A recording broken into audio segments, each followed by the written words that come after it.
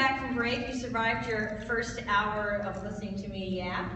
So we're going to dive into some more verbiage on building goodwill with people when you want to engage them and get the best of them. We're going to be talking about the words you and I. And this might be a little surprising. When you're delivering positive feedback, I want you to try to use the word you, Y-O-U, more than I. And you might think, like, well, Julie, hold on, wait a second. I thought it's only during difficult situations or sensitive situations that I need to be concerned about how I'm coming across. Now I'm telling you that even for a positive message, potentially there's some things I have to be aware of, and the answer is yes. So imagine, let's fast forward to the end of this session, okay? So we're done, it's noon, I'm wrapping up, doing my closing, and I start saying things like, I had such a good time, I felt so comfortable in front of you, I thought you were really engaged, I felt that you asked good questions, I really enjoyed speaking to you, even though it's positive. So if we're talking about building rapport with others, building goodwill, you want to be using the word you as much as possible. So imagine if I said it this way. Y'all were amazing today. You were engaged, you asked really terrific questions, you came to the table ready to learn, you're a terrific bunch of professionals. Ah, that's very different now. It's all about having the you attitude. So when you are delivering anything positive, do your best to try to say the word you as much as possible. So the flip side of that is when we're having maybe a sensitive or something a little negative. The only exception to what I'm about to introduce to you is when you're giving specific performance feedback. Because when you're talking in a negative situation, I want you to use the word I as much as possible. But when you're delivering specific performance feedback, you're going to have to say the word you because you're talking about their performance. So when you're giving performance feedback, and we have slides for that, you will certainly be saying, when you answer the phone, you XYZ. When you clocked in late. But so that is the exception, performance feedback. I'm talking about when you're with somebody, they're frustrated. Instead of saying you want to say, well, I'm really frustrated, I'm concerned this is happening. Here, let me illustrate. It's one of my favorite stories to share. Will's Consulting was my baby for a long time, just me. And a year ago, I brought on a vice president. She was with the Motley. She was HR director. So yeah, I got my eye on you HR people. I'm building my team. I'm just kidding, right now I'm hiring. You never know. I didn't think I was hiring when Amy called me. So I bring Amy on, and I'm still figuring out what it's like to work with somebody else. I had an idea. And I landed a new client. I was so excited. It was a hospitality industry client that I had really been working on for a long time, building that relationship. And I texted her that I got the client. And she texted me back this paragraph, 2-paragraph text about how she's so excited to go to the meeting and that she can't wait to do the proposal and she's got so many ideas. And really the way it is set up is that my client's my client, her client's her client, unless we say, hey, we need to do this together, this is giant, When we did NOLA Motorsports, we're like, no, we have to go together, this is a monstrosity, this is too much work, we need to be a team on this one. But then, that wasn't the case in this situation. And what I should have done was say to Amy things like, I should have called her and said, Amy, I'm feeling a little concerned right now that I'm overwhelmed that you want to get this client with me. I'm feeling that I'm worried that you're not going to want to get any new clients on your own. I'm feeling a little stressed out that you want to work with all of my existing clients when the role and the goal is that you get your own clients. And I'm actually I'm feeling frustrated because I feel like that's what you're thinking is happening right now. That's what I should have done, and that is not what happened. Instead, I let my ego take overdrive, and I said, you don't just get to walk in and get my client with a silver platter. I used those words. I was terrible. So even I have work to do sometimes. I said, you got to go out there and put the work in. You don't just get to swoop in and take half and call it a day. And no, you got to work for this stuff. I spent years trying to get them. Well, we hung up the phone, it wasn't very good, and I called her back probably 30 seconds later and immediately ate crow. And I'll touch you about eating crow later, and owned everything I just did. And then I started using the I word. Fast forward, by the way, we did the client together, it was awesome. Fast forward, we're speaking together at NOLA Motorsports a couple months ago. And I'm telling the story and I'm laughing and I'm like, Amy, I hope you don't mind, I do this, I share this story all the time. Amy's like, let me chime in on the story. There's a part of it you don't know about. I'm like, oh God, what is it? She tells me that After I hung up the phone the first time, when I went on the you attack, okay, which your ego can justify all these things, by the way, because I could have legitimately justified that behavior and said, well, yeah, this is my company. Yeah, I'm the one that brought the client in. Yeah, I'm the one that spent a lot of money investing to X, Y. You can justify anything you want in your head. But if you want rapport and you want goodwill with people, you take that out of the equation. So after I hung up the phone, I went on the you attack. I call Amy back and I immediately own everything. And I eat crow. And eating crow is not groveling, it's just owning something to the utmost degree without your ego in the equation. And apologized and whatnot, and then we moved on. Well, Amy in the No Motorsports workshop says, I never told you this, Julie, but when you first went off on me, she goes, I hung up the phone and said, there's no way this relationship can be repaired now. She said, when you hung up the phone, I said to myself, that's it, this is done. What did I do? Oh my God. Like this, I can't, this is not going to work at all. But when I called back, I repaired it. And I'm gonna get your question down in a second.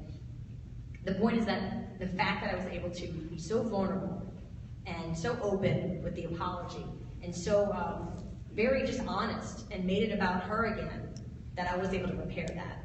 But if I had not followed up with using the building goodwill attitude that we were talking about, I don't know what happened. Valerie, what's your question?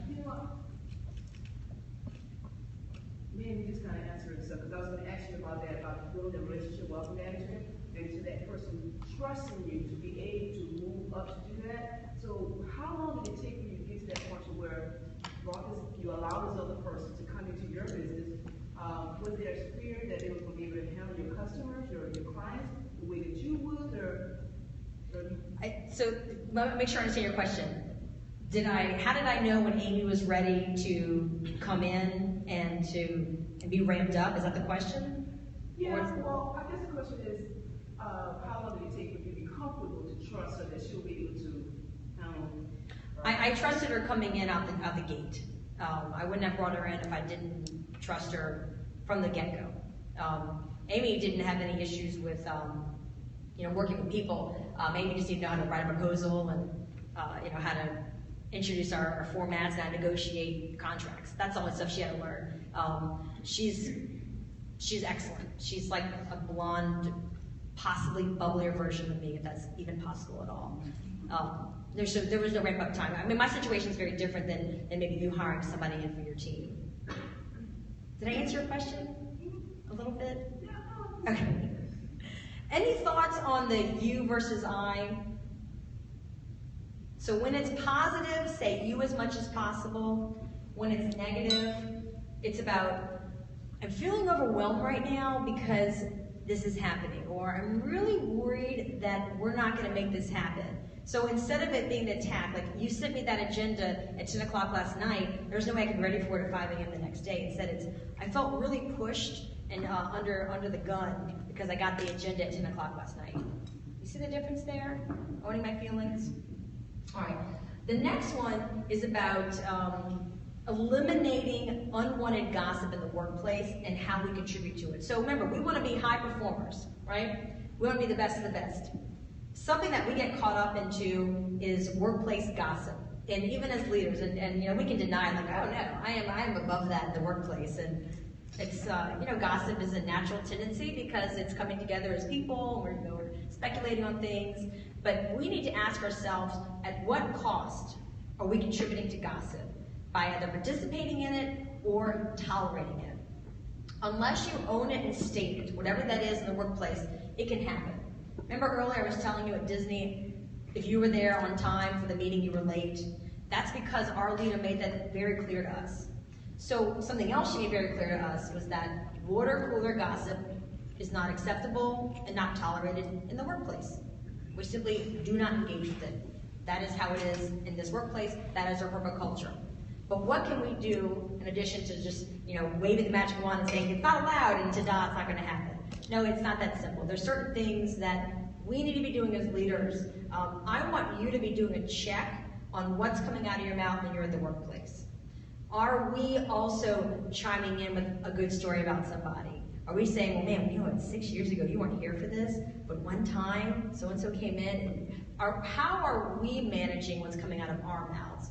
Part of it is role modeling on an unconscious level. We're sending a message to our teams of what's acceptable. And the other part about it is, even if somebody's engaging in gossip with you, and they're fully loving it, and they want to hear the story, when they walk away, a little bit of your credibility has been chipped. A little bit of your credibility is now a tiny bit tarnished, because in the back of their head, they now know, that person will share a story. That person will chime in on some good stuff. How do I know it's not going to be about me next time? How do I know what's safe with them? How do I know I can trust them?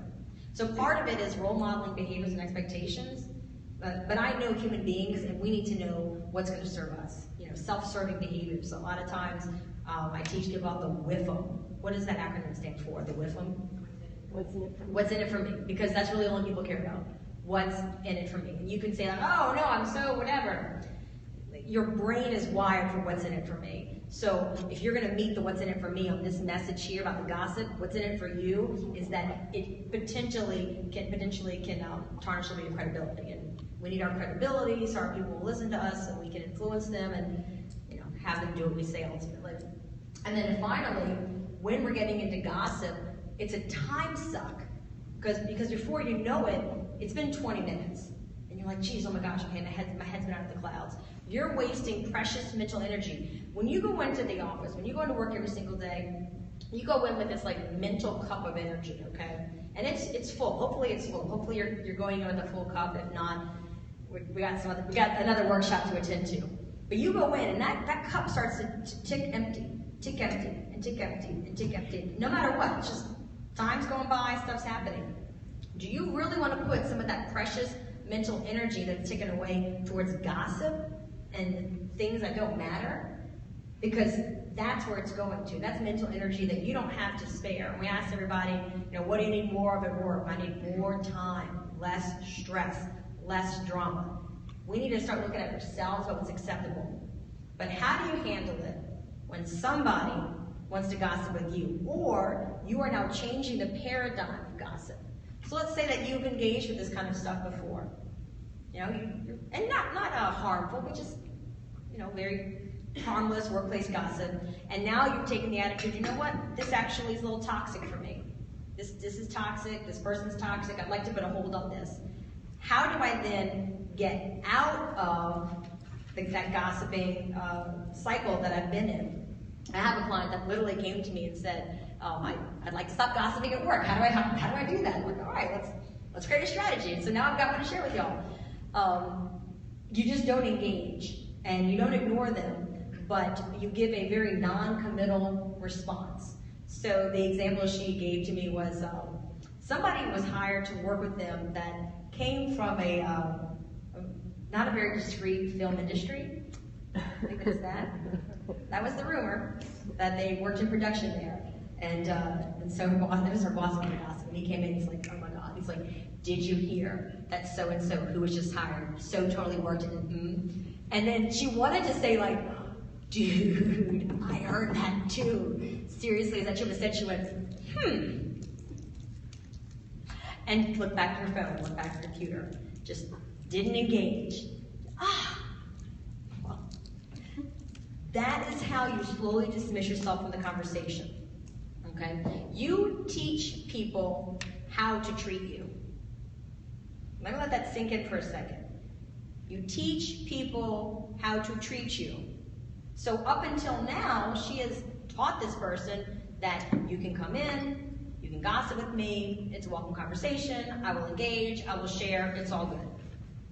When you start to change the dynamics of a relationship, there will be a little time, there'll be a little bit of discomfort, probably more on your part than theirs because you know it's coming, you know you're doing something different, but after a few exchanges, or maybe even just one, you're now teaching them to treat you differently. You're showing them that it's done differently now, and they won't be put in that position.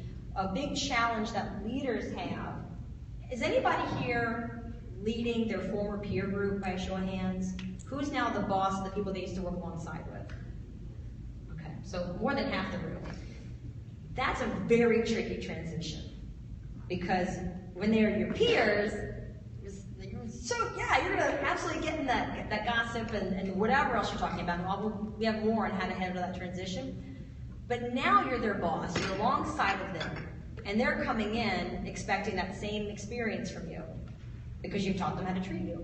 So in those cases, I talk about simply getting physically out of the situation, being busy, excusing yourself in a very natural way. You've got a lot to do, you're all very busy. I'm sure there's something you have to attend to instead of the gossip.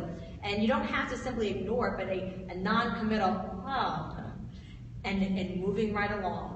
And the less big deal of it you pay attention to, the less that's going to draw their attention. They may not even realize that it's happening. It may be so smooth that they don't, remember, people don't live very consciously. They're not always in the moment in their heads. So you can get out of engaging in it without saying, you know what, I'm no longer engaging in workplace gossip, so if you could not come to me any further, that'd be great. And you can certainly say that. Why would I not advocate saying that to somebody? It sounds what? It sounds insincere. It will, and really, what do we want? It'll damage their ego. And we all know that once the ego's been bruised, the relationship is damaged, they're not listening to you anymore, and then you might be targeted for more gossip. That goes back to the phrase of choosing to be right, choosing to be happy over choosing to be right. Basically, the deal is that you have every right to say to somebody, and you know what? And there might be cases where you have to do that. There might be cases where you have to tell somebody something that they may not like, but as tactful as you want, their ego still might be bruised. You may have a case to say, I'm no longer engaging in workplace gossip, so please do not come to me with that kind of content anymore. And you might be very right to say that, but at what cost? When you can get the same message across to them without having to be right and everybody's happy. I'm going to weave in a little more about choosing to be happy or choosing to be right later, but not this moment. Okay, now we're doing a big transition of topic, which brings me to basically all the things you should be doing in the workplace, things that might be a little harmful. I think we might sign off a little bit from here. Goodbye, thank you. Did it stop? Because we're doing a big segment transition now. These are the things that people